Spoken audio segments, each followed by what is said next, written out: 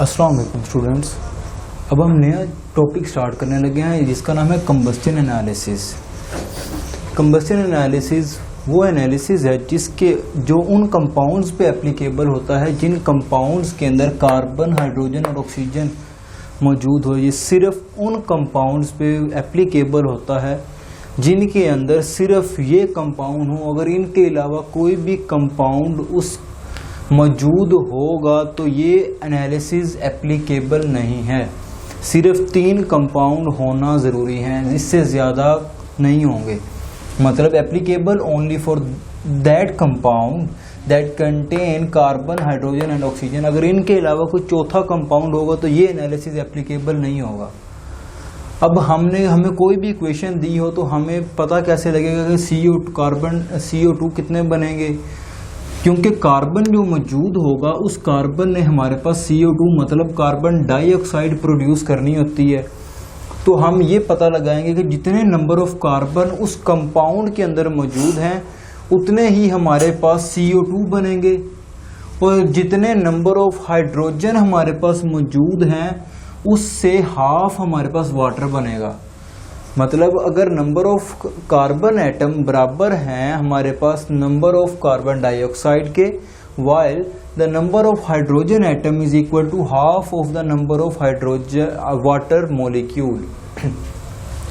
ये जो combustion analysis है ये हमें किस किस चीज़ के बारे में इंफॉर्मेशन प्रोवाइड करता है। कंबस्शन एनालिसिस हमारे पास 2 चीज़ों के बारे में इंफॉर्मेशन प्रोवाइड करता है, mass of carbon dioxide and mass of water.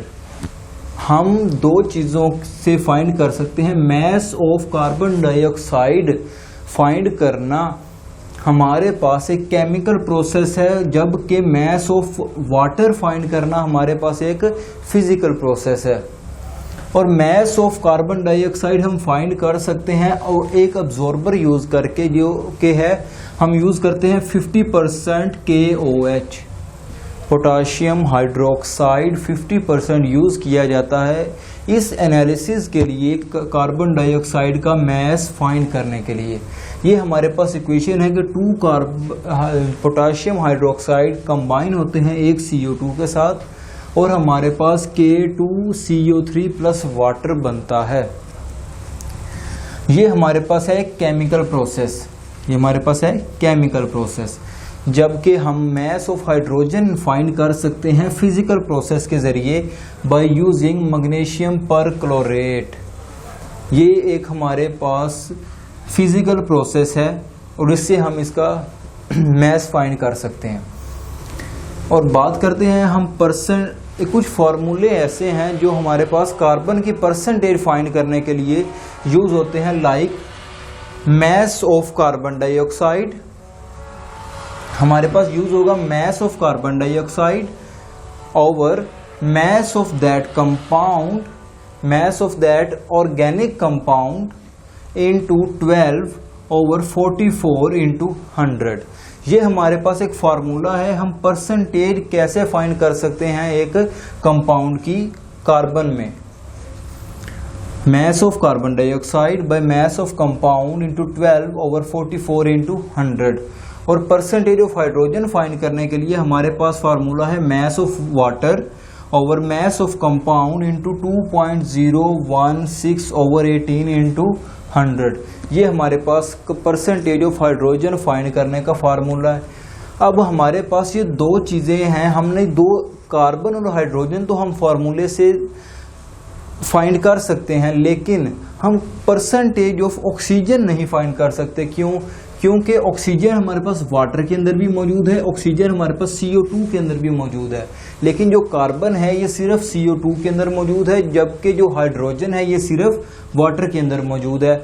इसलिए हम इन दोनों के लिए एक फार्मूला यूज़ कर सकते हैं, लेकिन हम जो ऑक्सीजन है ये हम इंस्पेक्शन मेथड के ज़रिए फाइंड करते हैं। लाइक 100 में से हमें इस बात का पता है कि ये जो कंपाउंड है इसकी परसेंटेज 100 है, इसकी परसेंटेज 100 है और हमारे पास कार्बन और हाइड्रोजन मौजूद हैं, जबकि हमने कहा था वो कंपाउंड जिसके अंदर सिर्फ कार्बन, हाइड्रोजन और ऑक्सीजन हो। हमारे पास इन दोनों की परसेंटेज है तो हम इसको फाइंड करने के लिए हम इन दोनों के मैथ से माइनस कर देंगे, मतलब 100 में से अगर इन दोनों की परसेंटेज को जमा करें और फिर उसको माइनस करें तो जो हमारे पास परसेंटेज आएगी वो आएगी परसेंटेज ऑफ ऑक्सीजन की। इसी तरह हम एक एमसीक्यू करते हैं कि 20 gram of compound burn to produce 12 gram of CO2। हमारे पास फार्मूले के अंदर दो चीज़ें हमें चाहिए थी कि मैस ऑफ CO2 हमें मिल जाए, मैस ऑफ कंपाउंड मिल जाए, तो हम परसेंटेज निकाल सकते हैं। और उसने हमसे पूछा है कि mass find percentage of carbon, तो हमारे पास फार्मूला ये वाला लगेगा और हम फार्मूला लगाते हैं 12, क्योंकि 12 ग्राम ऑफ CO2 प्रोड्यूस हुआ है 12 और मैस ऑफ कंपाउंड कितना है 20। 12 ग्राम ऑफ CO2 प्रोड्यूस हुआ, मैस ऑफ कंपाउंड है हमारे पास 20 इंटू 12/44, बिल्कुल एज सच वैसे ही लिखा है, और इंटू 100। अगर हम इसको मल्टीप्लाई करें तो ऑलमोस्ट हमारे पास जवाब 18 के ग्राम के करीब ही आएगा।